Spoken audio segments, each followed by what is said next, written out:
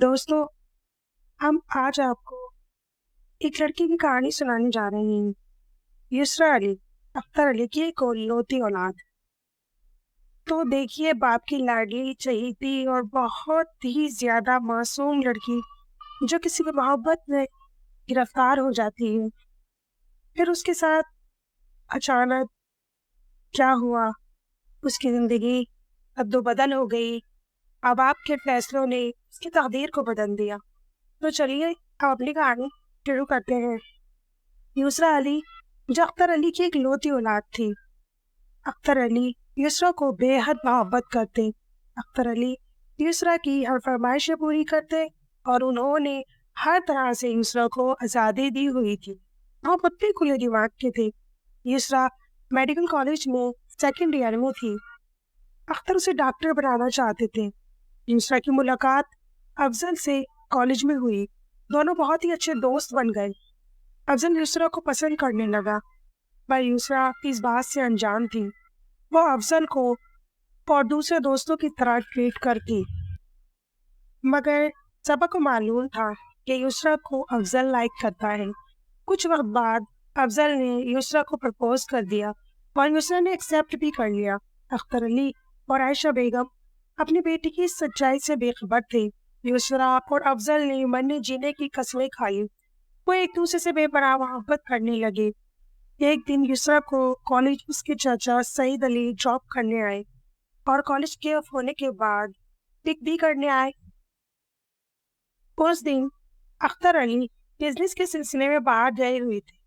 सैयद अली ने ड्रॉप भी किया, लेकिन जब वो यूसरा को पिक करने गए तो उन्होंने अफजल को यूसरा को हंस हंस कर बातें करते हुए देख लिया। उन्हें कुछ अटपटा सा लगा और उन्होंने पूछ भी लिया। यूसरा एकदम से घबरा गई और बस इतना बोला, नहीं चाचू, वो सिर्फ दोस्त थे। और सैयद अली उसकी घबराहट को भाप गए और उन्होंने आयशा बेगम को इतला दी कि बेटी बड़ी हो गई है, कुछ नजर रखिए। आयशा बेगम जितनी मोहब्बत में माहिर थी, उतनी ही सख्त मिजाज औरत थी। उन्होंने युसरा को सख्ती से समझाया कि अगर आइंदा ऐसा कुछ भी हुआ तो तुम्हारा कॉलेज जाना बंद हो जाएगा। आज युसरा कॉलेज में उदास थी। अफजल से पूछा सबा ने कि युसरा कहाँ है, और अफजल को तो खुद ही मालूम नहीं था।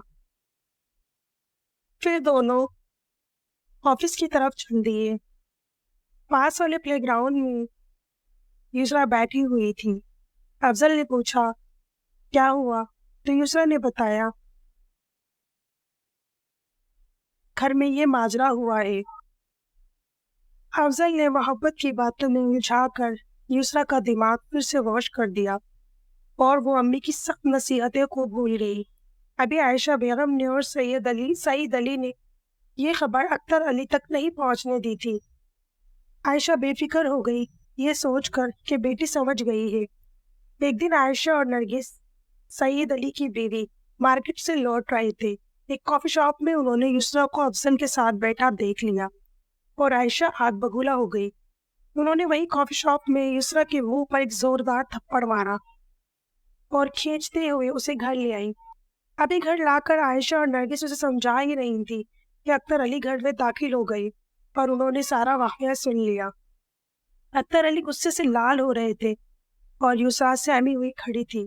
अख्तर अली ने सिर्फ 2 लाइन बोली, बेटा, वो भी नाम दिया है आपके भरोसे और आज़ादी का। और दूसरी लाइन ये थी कि आयशा, बेटी बड़ी हो गई है, रुखसती की तैयारी करो। कॉलेज बंद कर दिया गया और युसरा घर में पड़ी रोती रही। उधर अफजल परेशान था, मुलाकात नहीं हो रही। 3 दिन बाद सबा घर आई। आयशा ने सबा को युसरा के सामने नहीं आने दिया और मिलने से साफ मना कर दिया। दोपहर में आयशा सो गई तो युसरा ने मोबाइल से अफजल को कॉल लगा दी। अभी बात शुरू ही हुई थी कि आयशा की आंख खुल गई और उसने युसरा के हाथ से मोबाइल छीन लिया और बोला कि हमारे खामोश रहने का नाजायज फायदा मत उठाओ। हम खामोश हैं कि तुम्हारे शहर, तुम्हारे बाप की इस शहर में बहुत इज्जत है। पर युसरा पर अफजल की मोहब्बत का भूत सवार था। वो कहाँ किसी की बात समझ रही थी। وہ امی سے بحث کر رہی تھی، ایک دم اختر آ گئے اور یسرا سے منہ سے نکلے ہوئے الفاظ سن لیے۔ وہ کہہ رہی تھی، امی ایک بار افضل سے مل تو لو، بس ایک بار امی، میں مر جاؤں گی افضل کے بغیر۔ امی میں اسی سے شادی کروں گی، امی میں اس کے بغیر نہیں رہ سکتی۔ اختر علی کی آنکھ میں خون اتر آیا۔ انہوں نے عائشہ سے مخاطب ہو کر کہا، عائشہ بیگم، کل آپ کی بیٹی کا نکاح مکرم کے ساتھ، تیاری کیجیے۔ یسرا حیران رہ گئی۔ وہ جو بابا کے کندھے پر لٹک کر فرمائش ہر ضد کو پورا کرا لیتی تھی، آج ایک لفظ بھی نہیں بول پا رہی تھی۔ وہ اختر علی کے جانے کے بعد پھوٹ پھوٹ کر رونے لگی اور سسکتی رہ گئی۔ اور ادھر اختر علی کی بری حالت تھی۔ کیا بیٹیوں پر بھروسہ کرنا ٹھیک نہیں ہے؟ کیا میں نے اپنی بیٹی کو آزادی دے کر غلط کیا؟ ہزاروں سوالوں میں گم ہولی چیئر پر جھول رہے تھے۔ ادھر یسرا نے اپنی حالت بری کر لی اور عائشہ ایک کشمکش میں تھی۔ اگلے دن یسرا مکرم سے بیاہی گئی۔ ہچکیوں سے یسرا مری جا رہی تھی، گش کھا کھا کر گر رہی تھی۔ اسے لگا سب کچھ برباد ہو گیا، ڈاکٹر بننے کا سپنا بھی ادھورا رہ گیا۔ رخصتی کے بعد یسرا مکرم کے گھر آ گئی۔ وہاں سب نے یسرا کو بہت لاڈ سے رکھا۔ یسرا مکرم سے سیدھے وہ بات تک نہ کرتی، پر وہ اس بات کو نوٹس نہیں لیتا۔ وہ ہر طرح سے یسرا کا فیور کرتا، اس سے محبت اور عزت سے پیش آتا۔ جو تو ایک مہینہ گزر گیا، یسرا افضل کو نہیں بھولی، لیکن مکرم کا سے زیادہ توجہ دینا اسے پسند آنے لگا۔ اس کا بات بات میں خیال کرنا اسے پسند آنے لگا۔ ایک دن مکرم اچانک سے غائب ہو گیا۔ یسرا پریشان تھی کہ وہ اب تک گھر کیوں نہیں آیا۔ اس نے اپنی ساس سے پوچھا، انہوں نے تسلی دیتے ہوئے کہہ دیا، آ جائے گا۔ یسرا کو اکیلا پن کھلنے لگا۔ 2 دن ہو گئے۔ یسرا رونے لگی، خدارا خیر مکرم کو کیا ہو گیا ہے، کہاں ہے، کس حال میں ہے؟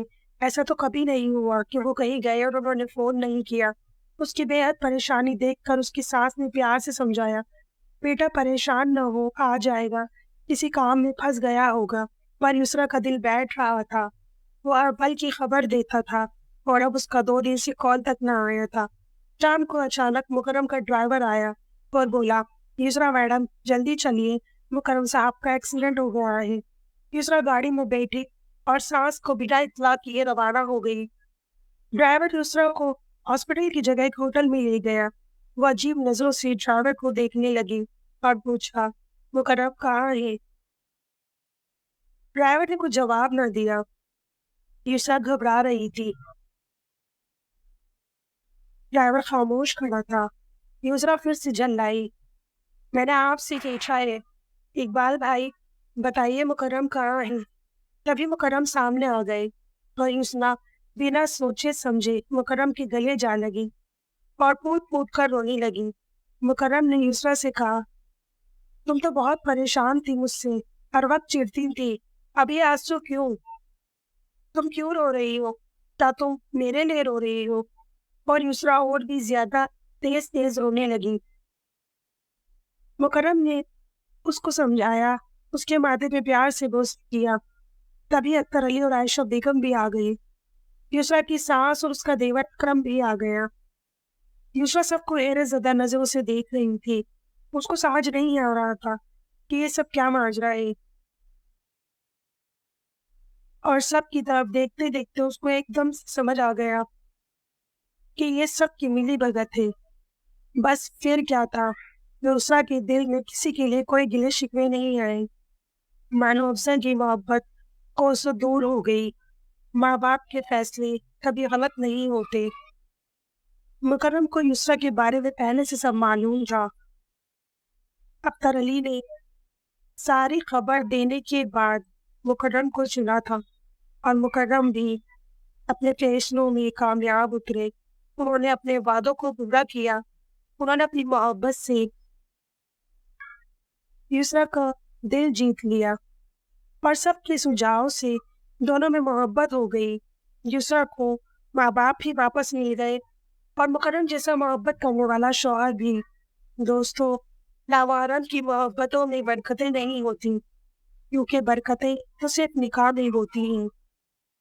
برکتیں صرف نکاح میں ہوتی ہیں۔